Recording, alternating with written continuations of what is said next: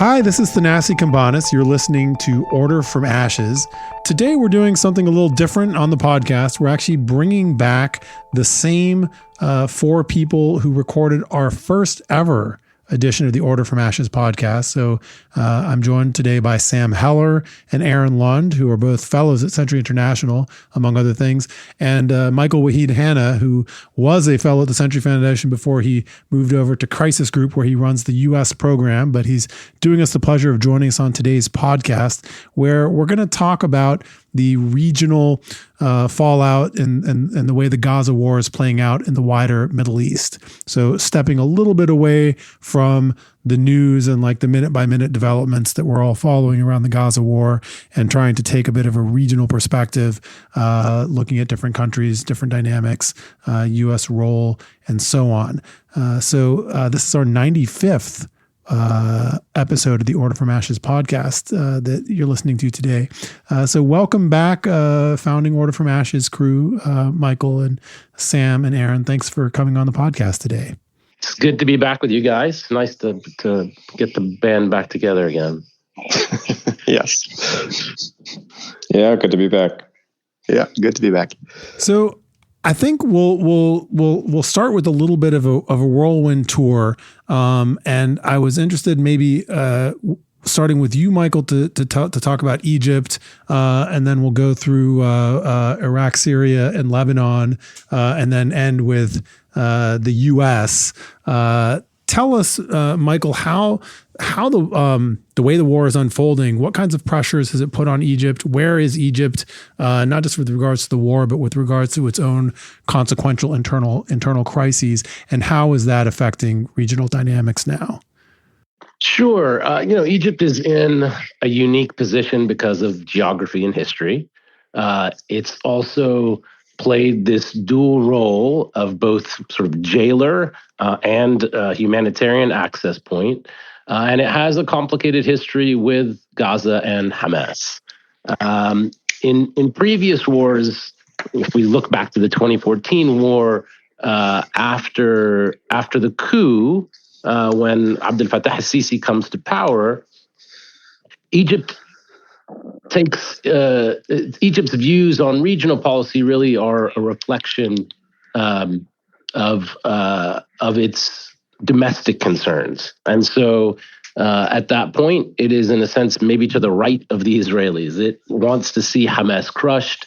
Its anti-Islamism and anti-militancy are the kind of guiding force for how they understand the region.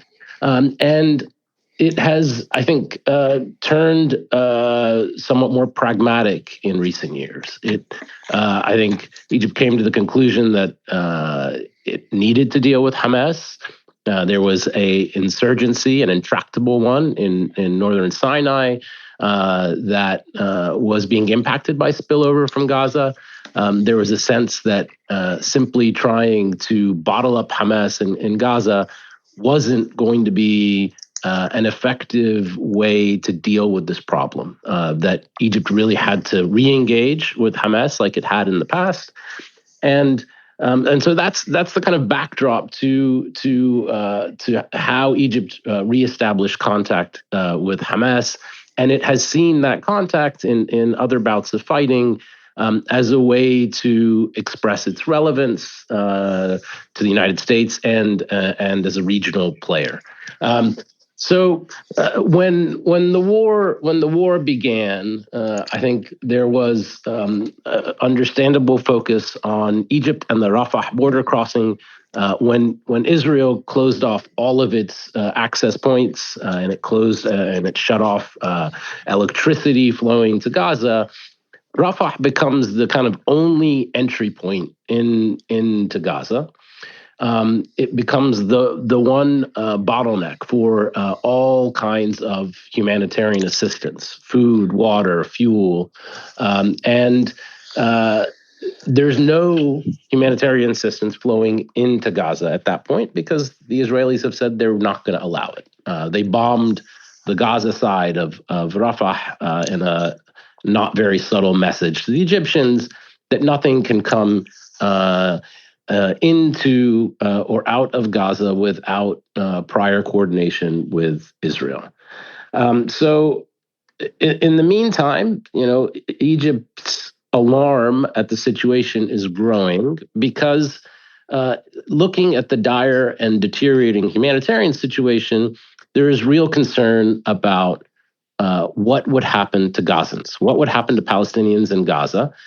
There is this growing rhetoric inside Israel about pushing effectively Palestinians out of Gaza into Egypt, a kind of resuscitation of this idea of a three-state solution, which is based on population transfer. And of course, this causes great consternation.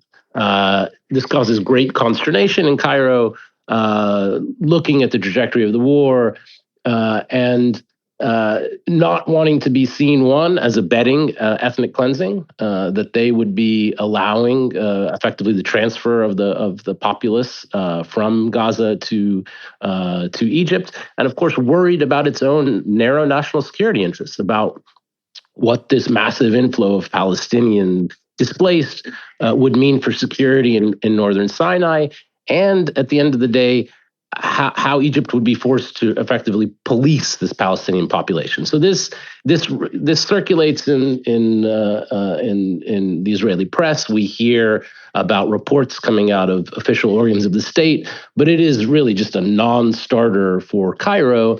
Instead, the focus has been on trying to get humanitarian assistance up and running to alleviate the suffering on the Palestinian side, and to be able to tend to Gazans in Gaza. That the place to deal with these issues is within the Gaza Strip, and not within Egypt.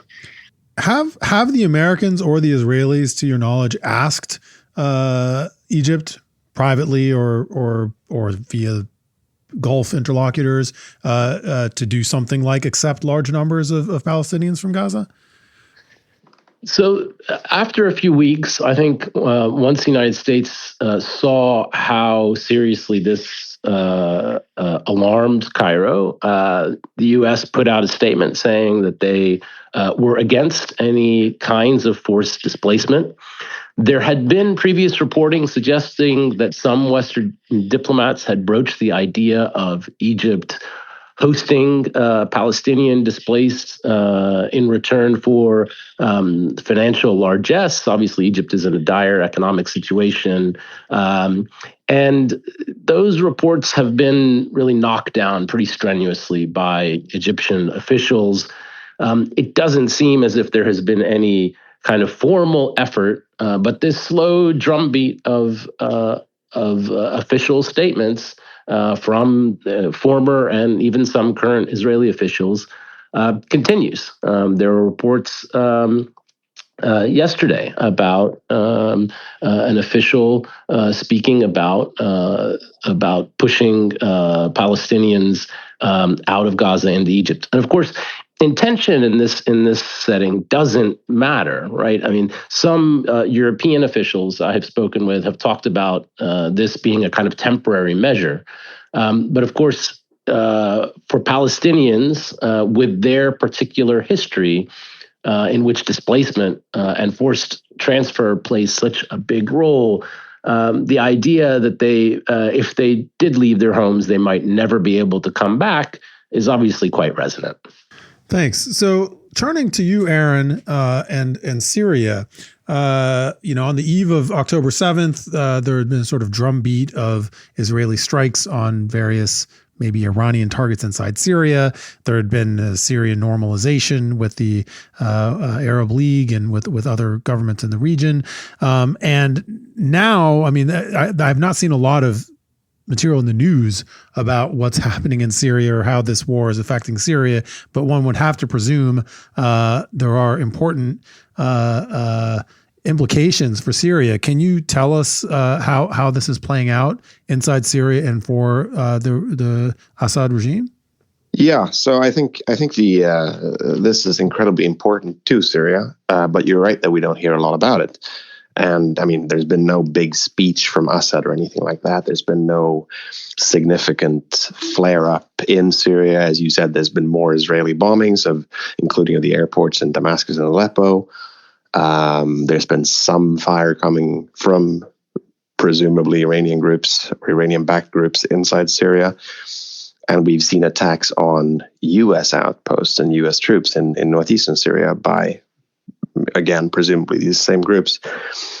But there hasn't been, real significant escalated tension with Israel directly in the same way that we've seen, for example, in southern Lebanon. And I think that is because, this is Syria's role basically in this axis of resistance as Iran and its allies style themselves is to be the transport corridor and the strategic depth for Hezbollah. It has other roles to play as well, but that's the big one. And I think, there's Assad and Hamas. They've had a bad decade actually, because Hamas joined the uprising against Assad.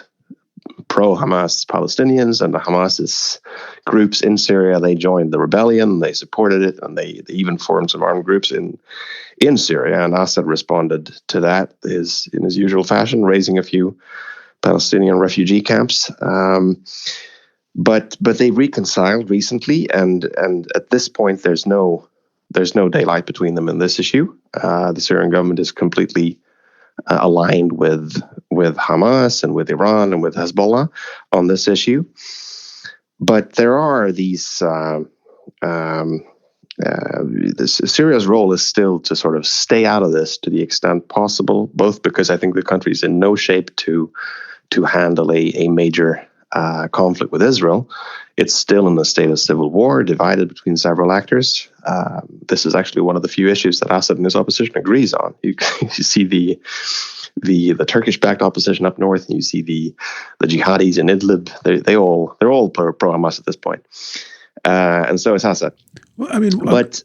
Sorry, not to cut you off, but one of the questions I have, so threaded throughout this conversation is going to be questions of potential escalation, intentional or accidental, and of course we're all speculating or talking about that. But I'm also interested in side issues that governments or players are going to opportunistically take advantage of addressing in this moment when global attention is so focused on what's happening inside Gaza. And that's something I'm curious about. Are there things on Assad's wish list that he's been unable or unwilling to risk trying to pull off, and that he might be in the process of doing now, with the assumption that the region and international bodies are not going to be focusing on bad actions he might take?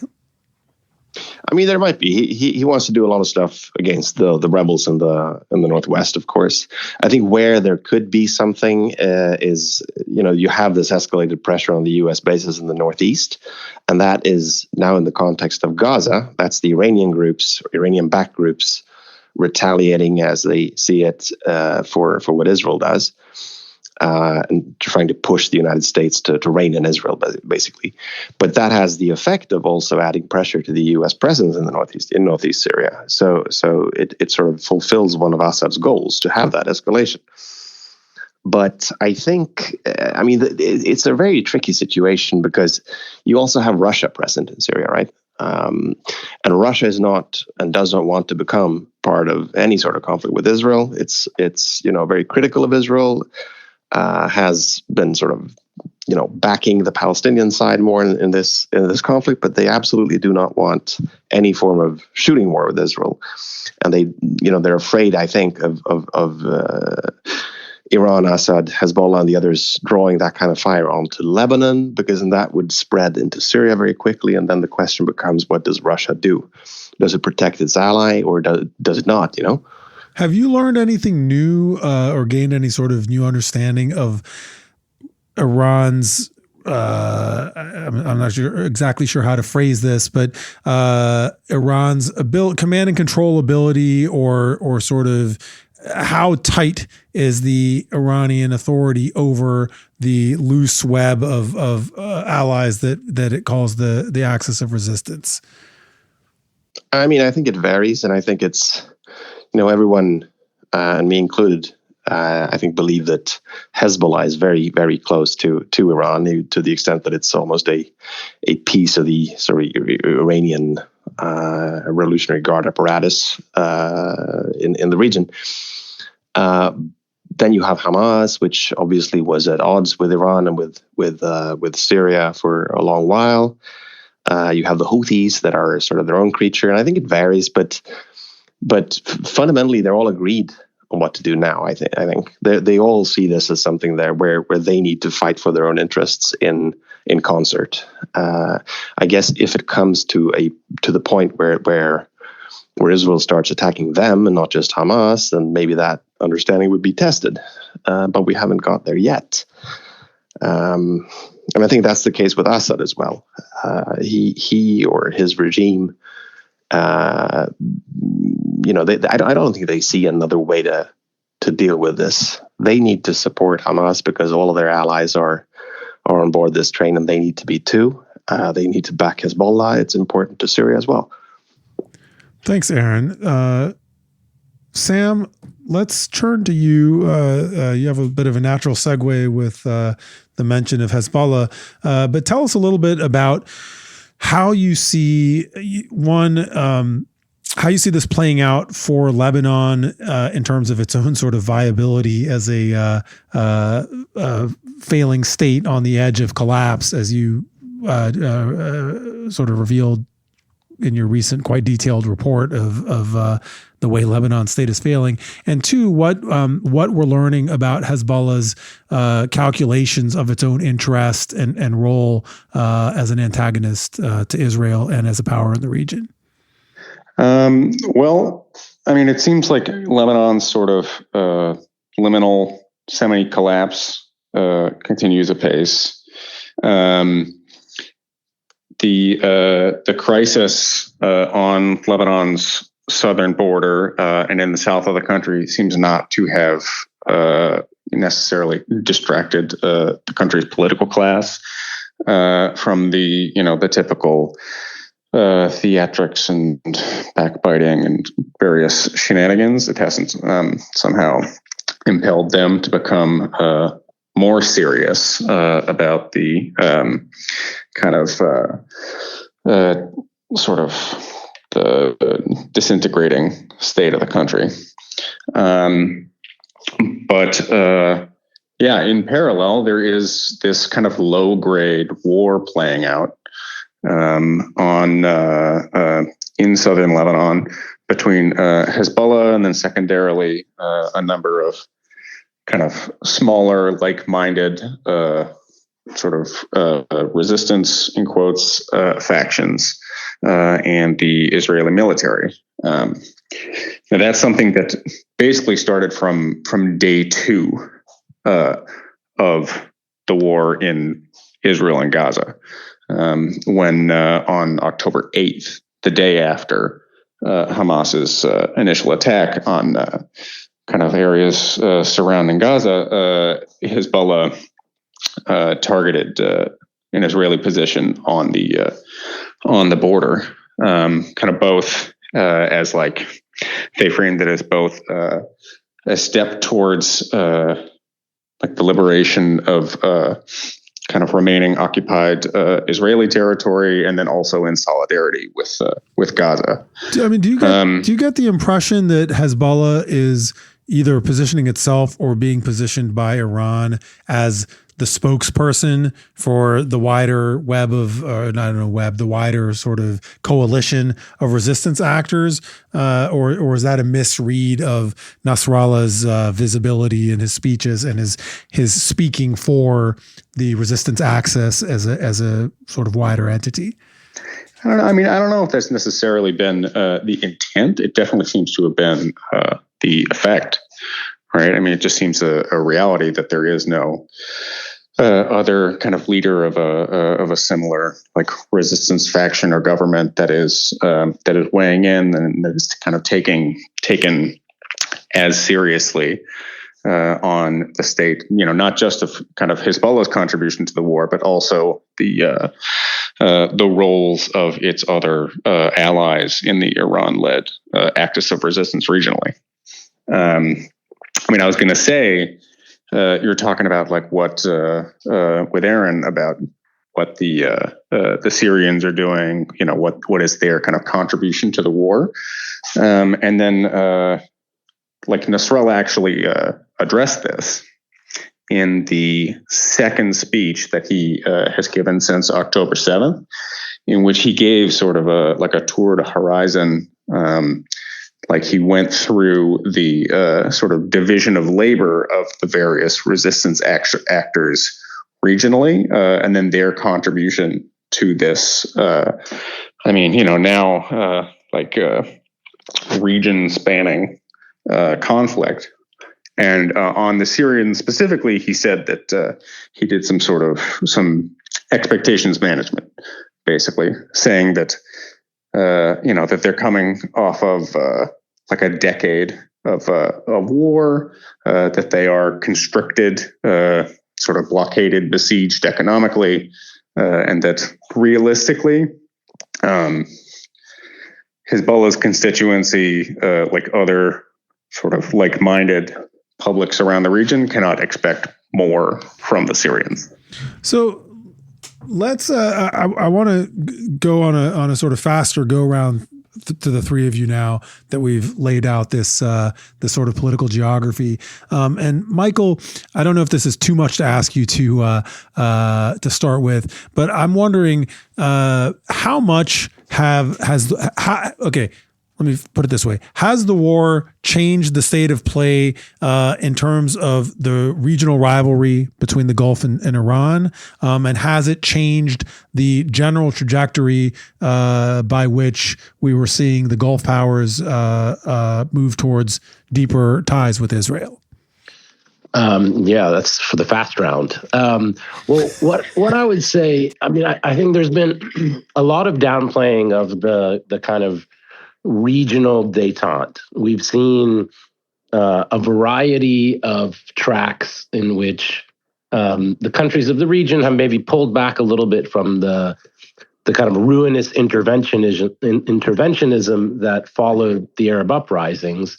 And one of those key tracks has been the Gulf-Iran track. We've seen the UAE first and then Saudi Arabia reestablish diplomatic relations. And if anything, we've seen a kind of greater frequency of contact between the Gulf and Saudi in particular and Iran. At the recent summit, there was Iranian representation in Saudi Arabia. I think it hasn't fundamentally altered the rivalry itself, the differences, the disputes, but it has put in place a mechanism by which perhaps the Gulf and Saudi in particular can maybe manage relations with Iran in the midst of crisis. And it so far does not look like this is a vector for regional escalation. And is it not a sort of positive, surprise, but a positive development that channel, the Saudi-Iran channel, seems to have functioned well during this period of conflict rather than fraying or breaking down? I don't know if it's a surprise. If we think about why the Saudis and why the Emiratis and others have chosen this approach, I think there was a recognition of the kind of ambitious economic agendas these countries have, particularly Saudi with Vision 2030, and a reassessment of perhaps how best to manage their relations with Iran, and a recognition at heart that a more militarized approach would frankly be ruinous. Just a few hints of what this could look like with the strike on Saudi refining capacity, and then the Houthi strike on Abu Dhabi in I guess it was January 2021.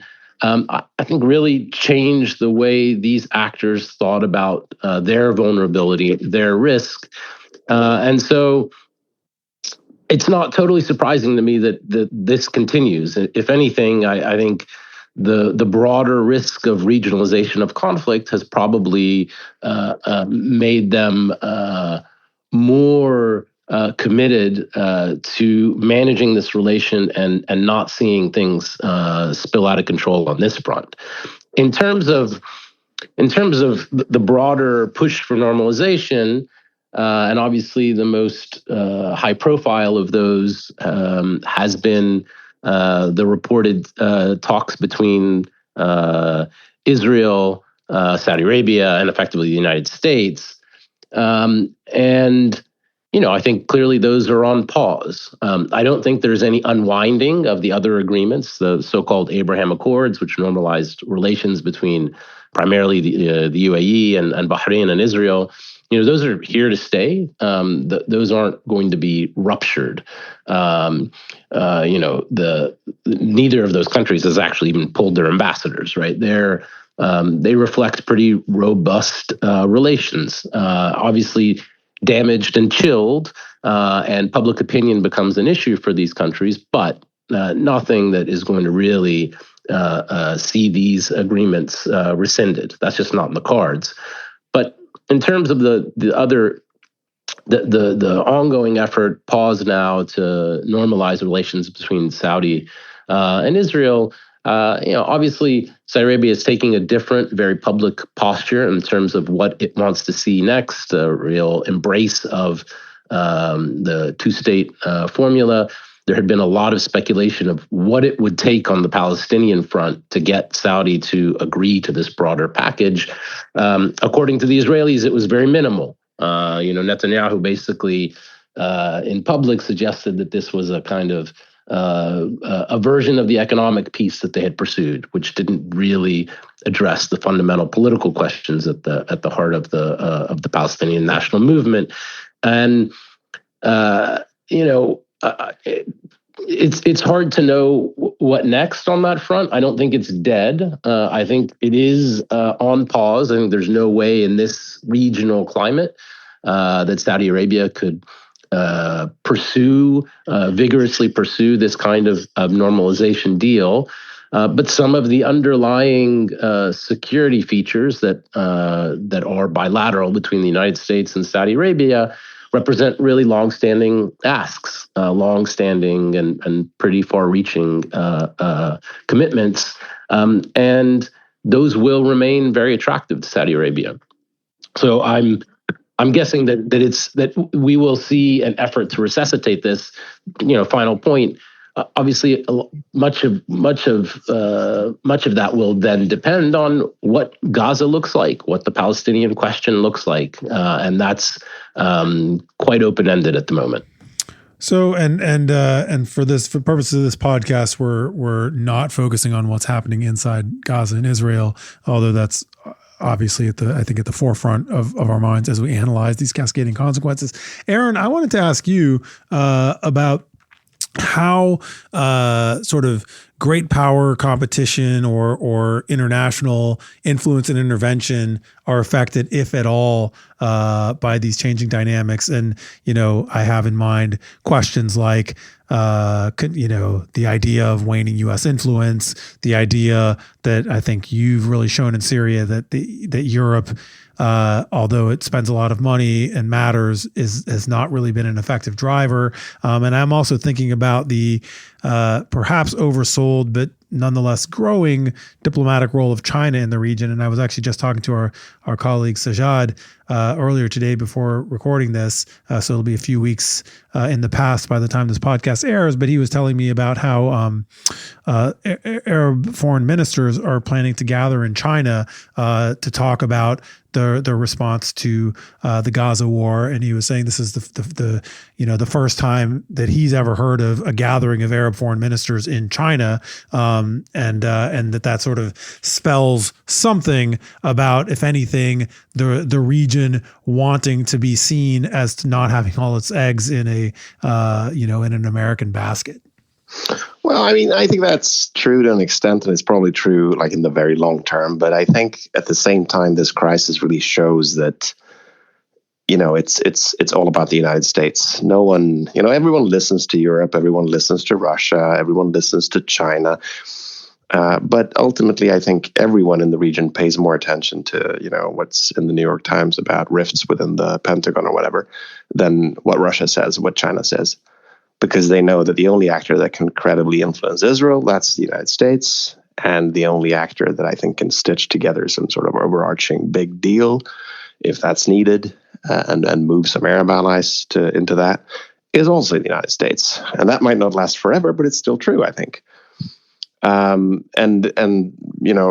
Regarding China, China has sort of stepped up a little bit more diplomatically, taken this position that's sort of more overtly leaning to the Palestinian side or the Arab side, I would say. But really, what do people expect? China and Russia at this point can block UN resolutions if they want to. Russia has done so. The United States has done so as well. But I still think this is a sign of the maybe lingering, but still very sort of forceful U.S. dominance in the region. Well, and let me ask about the U.S. As the only, I think, non-American in this conversation. I wonder, is there a price to pay for the United States in terms of influence, transactional things it wants on the war in Ukraine or in oil markets or other things, for having been seen to be so uncritically on the same side as the Israeli government and no longer even having a sort of pretense of being an honest broker between Israel and Palestine, but simply a sort of bear hug of Israel? Is that going to have a cost, or is the only cost outrage in public opinion, but no actual sort of policy blowback? No, I mean, I think it does have a cost. It's a soft power disaster. But, it's not news that the United States is pro-Israel. It's just that it's very, very apparent now in a very unappealing way to people in the region. I think, you do have a bunch of other countries that are U.S. allies or consider themselves U.S. allies who now feel that they have been, thrown aside by the United States, which only focuses on Israeli concerns. They're not happy about that. But I mean, ultimately, I think this is, as Michael said as well, I mean, all these basic interests, for example, Saudi-Israeli discussions, that's still there in the background somehow. But I do think it carries a cost. It's not just public opinion. It's the sort of the understanding of these leaders of how angry people are and what the cost is of standing next to the United States, and what the how reliable is the United States, how rational is the United States in regional policy making. And I think there are question marks about that. And it also, I mean, it does something to, and again, I'm the only non-American in this conversation, so maybe you should talk about this, but it does something to U.S. politics as well. We've seen these polls about Biden having terrible numbers with young Americans over this issue, and Trump doing very well in the polls compared to Biden, and that's also something that people watch in the region as well. I think that's a whole separate podcast, but one that I'm very interested in doing. So Sam, I mean, let me segue to you.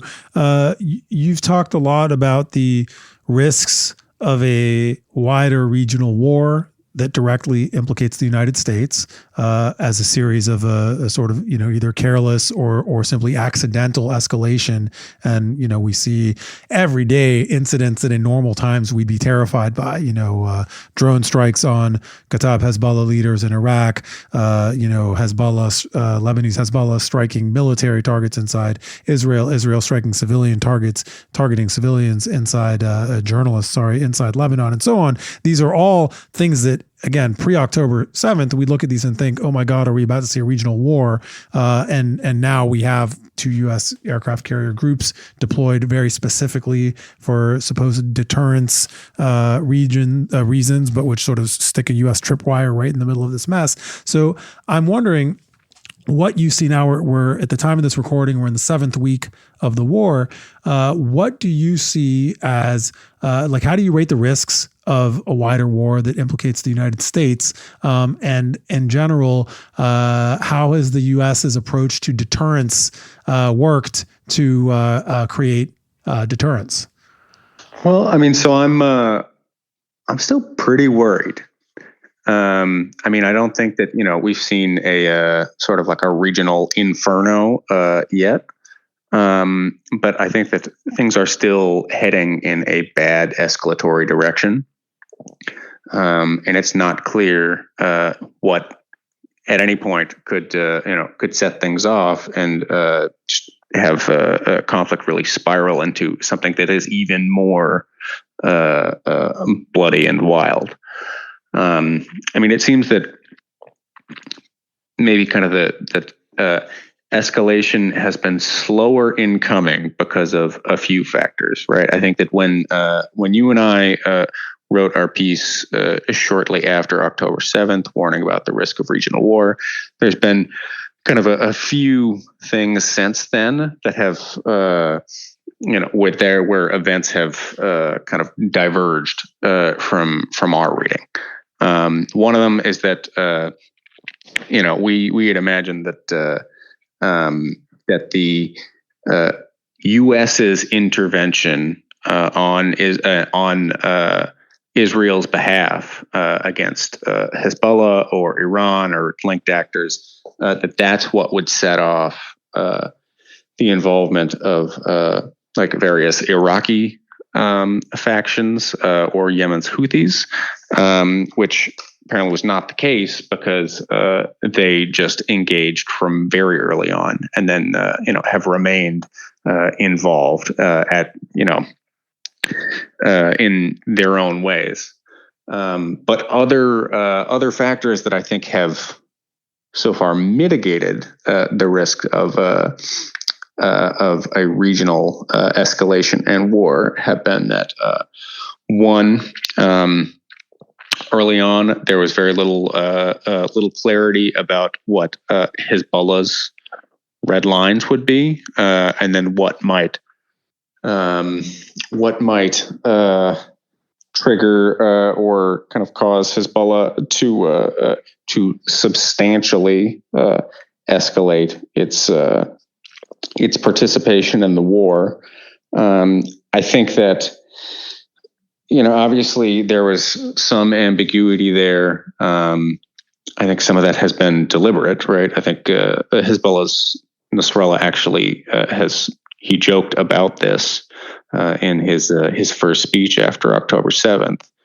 But I think that my best understanding of their real kind of red line at which they need to fully engage in the war is if Hamas seemed like it was on the verge of being wiped out and neutralized entirely, which kind of fortunately for the prospects of regional war, Hezbollah seems to have assessed is not proximate. So right? It turns out Hezbollah doesn't really care about indiscriminate targeting of Palestinian civilians or the destruction of Gaza's infrastructure or the sort of high death tolls, as long as it can lay claim that its sibling resistance organization, Hamas, is surviving as an organization, then Hezbollah doesn't need to full on escalate in the war, which, by the way, the thing is they care enough to remain involved, to be kind of steadily and incrementally escalating their attacks, and to so far, contribute a not insignificant number of Hezbollah KIAs, right? So so this is when more than 50 Hezbollah fighters killed since the fighting accelerated. Yeah. So, I mean, I think that, people, some people might say that, Hezbollah's kind of involvement is token or pro forma, but I think that, no, that's silly because its level of engagement is, again, something that in normal times we would consider an actual war. We would characterize what's happening across the boundary between Israel and Lebanon as a war. Were we not comparing it to the much more escalated war in Gaza? I mean, I was going to say, and then I just also want to add that, I mean, so the other mitigating factor since October 7th has been that so the U.S., the Biden administration deployed these two carrier groups to the region. They deployed other military forces to the region, and then conveyed, publicly, consistently, like this very strong deterrent message to Hezbollah and Iran not to broaden the war, not to, to become involved, and. Again, kind of fortunately for the prospects of a totally kind of uncontrolled spiraling regional conflict, the U.S. has taken a pretty loose approach to reading of like what it means to actually join the war. So they say now that deterrence is working, even as this escalating exchange of fire is ongoing between the IDF and Hezbollah, as Iraqi factions are bombarding U.S. forces in Syria and Iraq on a multiple daily basis, and as the Houthis are firing surface to surface missiles at Eilat. And then drones as well, and then have now captured an Israeli-owned cargo vessel, right? So I think that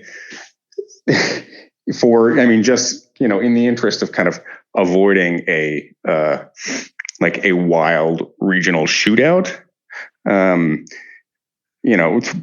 fortunately, I guess, the U.S. has looked at all that and then said that deterrence is working, and it does not trigger the type of intervention that it seemed to threaten with that initial military deployment. Thanks, Sam. And I was just going to add one of the big structural problems in the region right now, and I mean it's been this way for a long time, but I think it's gotten worse. And this is an insight I originally stole from Aaron Lund, is that what's good for these movements is not always and often is contradictory to what's good for their own followers and communities. So Hezbollah can fight a war with Israel that destroys much of Lebanon, and Hezbollah will come out organizationally as strong or stronger, even if it's terrible for Lebanon. And so we end up with these sort of interest gaps between constituencies and the groups that purport to represent them. So we've been talking for about 45 minutes, and I think we probably owe it to our listeners to wrap up. I did want to go around really quickly and ask each of you. You don't have to answer this question, but answer it if you have an answer. Which is, now that we've been watching this unfold since October 7th. Is there one assumption or idea you had prior to October 7th that has changed or that has been completely proven wrong or overtaken by events since then? And we'll start with you, Michael. Yeah, I think the one really interesting development, and it's been maybe changing over time, but has really accelerated since October 7th. Is the patching up of relations among the Sunni and Shiite portions of the axis of resistance. I mean, Aaron alluded to this rupture that happens in Syria, but it's not so long ago at the height of the Syrian civil war when Sunni militants and much of the Sunni Arab world comes to really detest and loathe Hassan Nasrallah and Hezbollah, a far cry from the kind of adulation that he received in 2006 during the war with Israel. And the primary lens for a period, the primary lens through which regional relations were refracted was sectarian. That acrimony was really deep-seated. You saw, supporters of the Syrian rebels sort of gleeful when Israel was bombing the regime in Damascus and elsewhere. This has, that kind of atmosphere has changed quite a bit, and we. We're not hearing about those sectarian divides in the same way that we had for almost a decade. Thanks, Michael. Aaron, what about you? Yeah, I just a comment on what Michael said there. I think I when he said that, I just got to thinking that you've had this sort of moment of de-escalation or reconciliation or rapprochement in the region since about late 2020, I guess, with both sort of Qatari, Saudi, Emirati divide not healing, but sort of closing a little bit, and then Iranian, Saudi meetings and so on, and the Houthi Yemeni ceasefire. And I just, it's worth thinking about. I think that had that not happened and this conflict had erupted when the Houthis were still firing ballistic missiles into Abu Dhabi, this would have been a very different conflict, I think. And that, I think, shows the sort of the usefulness of not having a lot of tension and conflict in the region as a baseline. Not a brilliant insight, I think, but still something that worth considering, I think. Regarding what I've learned or found out during this conflict, a lot, I think. I'm not sure I can point to one single thing. I'm just baffled and confused by the whole thing. Beyond the sort of the Hamas attack, the massacres of October 7th, that shocked me as they did everyone, I think. And not just in the moral sense, but in sort of the political and the just operational sense, I guess. That they could do such a thing. What on earth did they hope to achieve that would be good for them? No, not just that, but the fact that they were capable of it physically, materially. I was not prepared for that. And there might be more surprises of that kind, nasty surprises even, in Stowe, I think. And that's also worth considering. That we don't know how badly things could turn out. And I think the big what I'm sort of learning on the fly here is just how incoherent Israeli governance seems to be at this point. I know about the protests and Netanyahu's position and all of that, but it just seems unclear who's actually sort of running things in Israel at this point. And when there is a ceasefire, if that evolves into, hopefully a longer lasting, more sustainable de-escalation of some kind, will the Israeli opposition and Netanyahu's allies turn on him? What does he do? I mean, it seems to me that Israel is sort of the big question mark in this, which is not usually the case.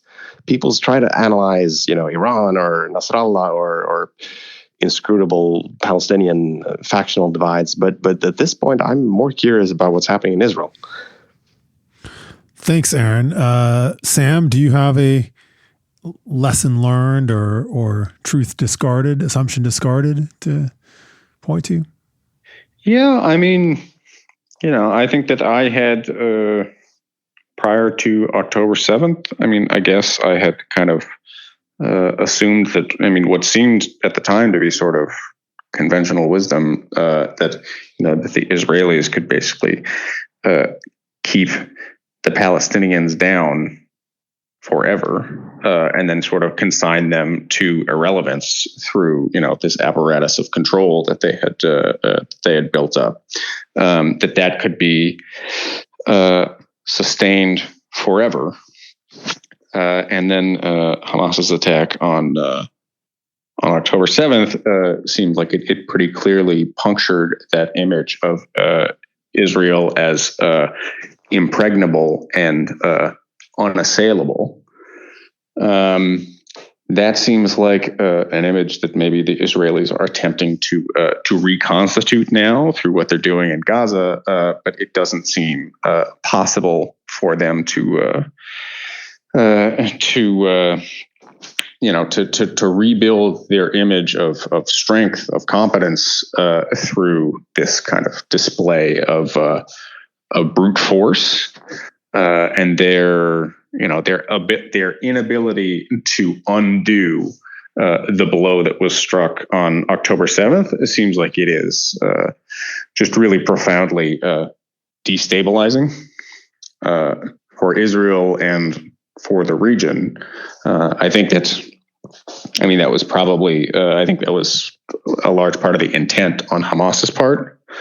But yeah, I mean, it does mean that Israel now is a real wild card, and it's why these reports about Israeli discussions of maybe some sort of like a large scale attack on Hezbollah in Lebanon, interventions by the Americans to prevail on Israelis to discourage them from provocative actions in Lebanon or some large scale preemptive war, I think should, they make me worried.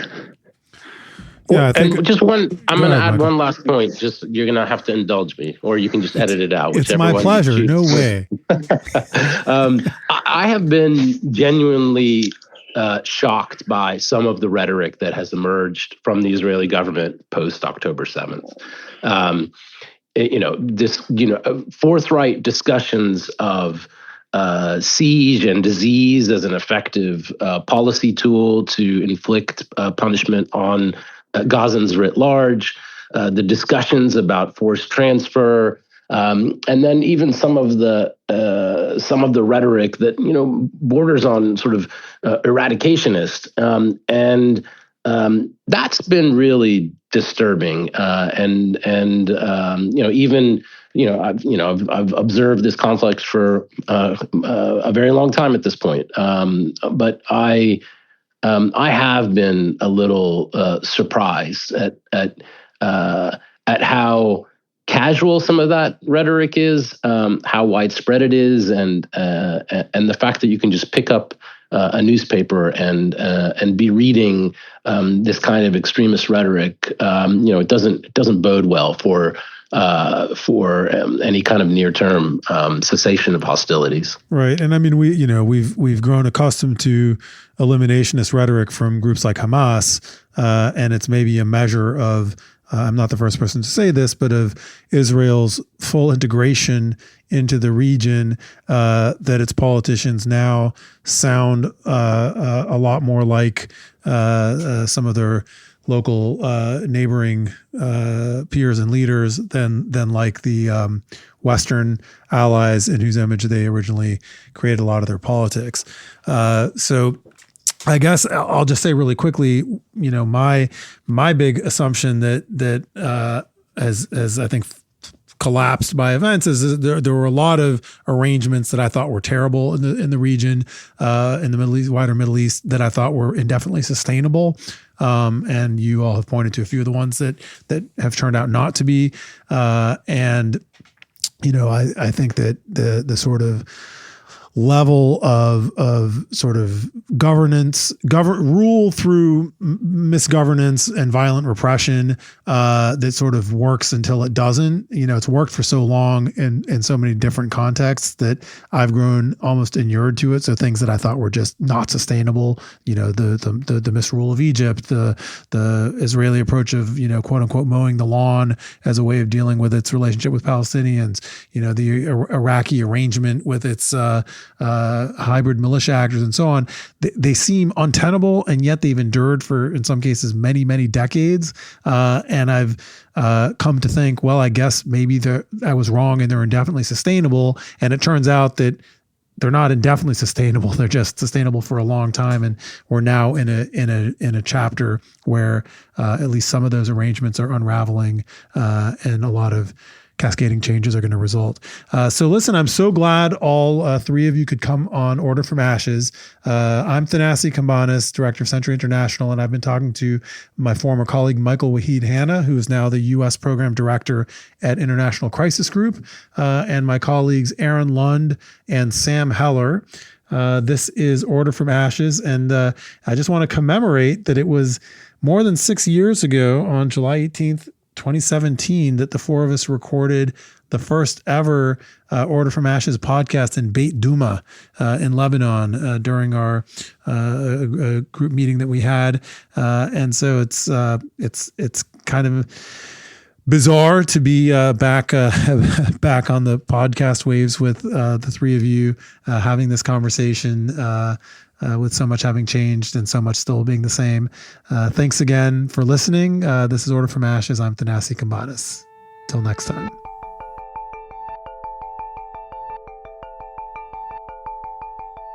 The Order from Ashes podcast has been brought to you by Century International.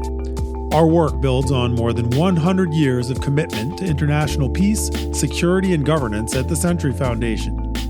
We are independent, critical, and progressive. For more information about Century International's work, please visit tcf.org or follow us on Twitter and Facebook. We depend on audience feedback to reach new listeners. If you like what you hear, please leave a review wherever you get your podcasts.